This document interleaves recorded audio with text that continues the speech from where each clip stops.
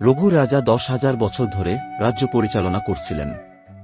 তার একমাত্র পুত্র অজ, যার রূপ এবং চরিত্র ছিল অসাধারণ। পুত্রের প্রথম যৌবন দেখে রঘু তার রাজ্য অজকে দিয়ে বৈকুণ্ঠে গমন করেন। অজ ছিলেন এমন একজন ন্যায়পরায়ণ ও মহান রাজা, যিনি তার প্রজাদের সন্তানের মতো লালন করতেন। মাথুর রাজ্যের রাজা তার কন্যা ইন্দুমতিকে স্বয়ম্বরের মাধ্যমে বিয়ে দেওয়ার সিদ্ধান্ত নেন। ইন্দুমতি ছিলেন অতি রূপসী ও গুণবতী। তিনি স্বয়ম্বরের মাধ্যমে নিজের পছন্দের বর নির্বাচন করার ইচ্ছা প্রকাশ করেন।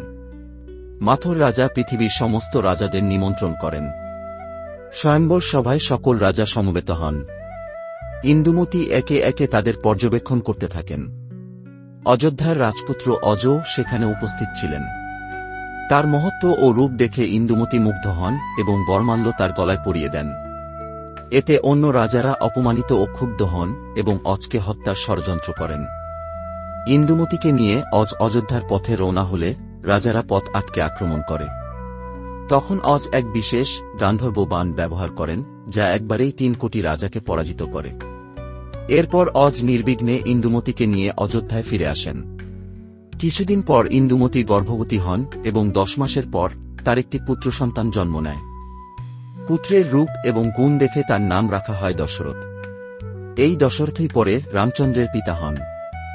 কৃত্তিবাস পণ্ডিত তার কবিত্বে দশরথের এই উৎপত্তি এবং ঘটনা সুন্দরভাবে বর্ণনা করেছেন।